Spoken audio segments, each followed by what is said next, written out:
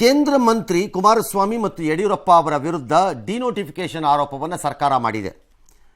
2007ರಲ್ಲಿ ಬೆಂಗಳೂರಿನ ಗಂಗೇನಹಳ್ಳಿಯ 1.1 ಎಕರೆ ಪ್ರಶ್ನೆ ಇದು. ಕುಮಾರಸ್ವಾಮಿ ಮತ್ತು ಯಡಿಯೂರಪ್ಪ ಜಂಟಿಯಾಗಿ ಡಿನೋಟಿಫೈ ಮಾಡಿಸಿದ್ರು ಅಂತ ಕಾಂಗ್ರೆಸ್ ಆರೋಪ. ಬಟ್ ಅವರು ಬಿಡುಗಡೆ ಮಾಡಿದ ಕೆಲವು ಕಾಗದ ಪತ್ರಗಳನ್ನು ನೋಡ್ತಾ ಕೂತಿದ್ದೆ, ನನಗೆ ಕಾಣಲಿಲ್ಲ ಹಾಗೆ ಜಂಟಿ ಆಪರೇಷನ್ ಥರ ಅದು. ಸ್ಟಿಲ್ 2021ರಿಂದ ಲೋಕಾಯುಕ್ತದಲ್ಲಿ ಈ ಕೇಸ್ ಇದೆ, 2015ರಲ್ಲಿ ದಾಖಲಾಗಿದೆ. ಈವರೆಗೆ ತನಿಖೆ ಪೂರ್ತಿಯಾಗಲ್ಲ.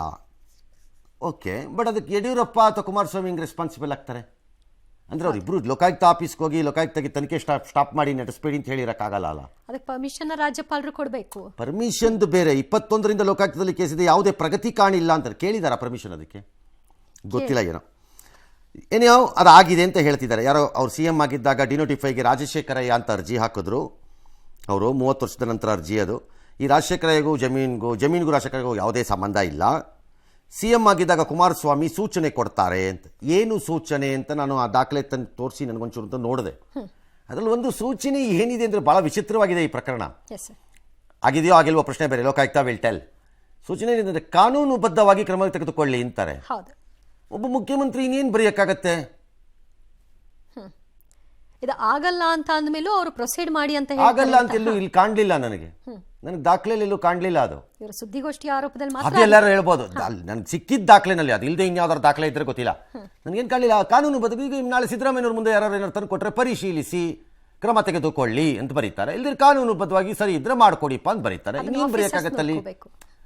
Then the officers have to do it. ಅದು ಅವ್ರ ಜವಾಬ್ದಾರಿ. ಎಕ್ಸಾಕ್ಟ್ಲಿ. ಮೂಲ ಮಾಲೀಕರಲ್ಲ, ಅವ್ರು GPA ಮಾಡಿಸ್ಕೊಂಡಿದ್ದಾರೆ. ಅದ್ಯಾರೋ ಚೆನ್ನಪ್ಪ ಅಂತ.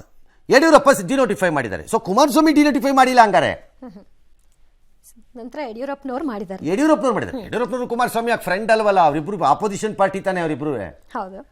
ಓಕೆ, ಯಾಕೆ ಇದನ್ನು ಹೇಳಿದೆ ಅಂದರೆ ಇದು typical chief minister case Kumaraswamy case ಇದ್ದಂಗಿದೆ. ಈಗ ಮೂಡಾ ಕೇಸ್ ತರ ಸೇಮ್ ಇದೆ.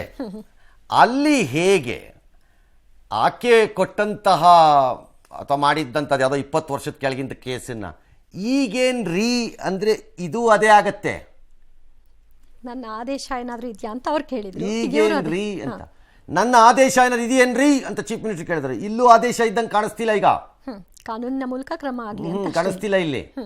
ಹಾಗಾಗಿ ಅಲ್ಲಿ ಒಂದು ಇಲ್ಲೊಂದು ಮಾಡ್ಲಿಕ್ಕೆ ಬರಲ್ಲ. ಅದು Lokayukta there is a tremendous regulations ಅಲ್ಲಿ, ರೂಲ್ಸ್ ಇಂಪ್ಲಿಮೆಂಟೇಷನ್ ರಾಂಗ್ ಆಗಿದೆ ಅಂತ ರಿಪೋರ್ಟ್ ತಂದು ಮಾಡಿ ಅದಕ್ಕೆ ದಾಖಲೆ ಇಟ್ಟಿರೋದು ಬೇರೆ ವಿಚಾರ. ಇಲ್ಲಿ ಮೇಲೆ ಹಂಗೆ ಕಾಣಲಿಲ್ಲ ನನಗೆ ಇನ್ನೂ. ಇದು ಆರಂಭ ಅಷ್ಟೇ, ಹಂತ ಹಂತವಾಗಿ ಇನ್ನಷ್ಟು ದಾಖಲೆ ಬಿಡ್ತೀವಿ ಅಂತಿದ್ದಾರೆ. ಅದು ಓಕೆ, ಹಂಗಿದ್ರು ಸರಿ ಬಿಡ್ಲಿ, ಅವಾಗ ಬಿಟ್ಟಾಗ ಹೇಳೋಣ. ಓಕೆ, ಎಸ್ ಮುಂದಕ್ಕೆ.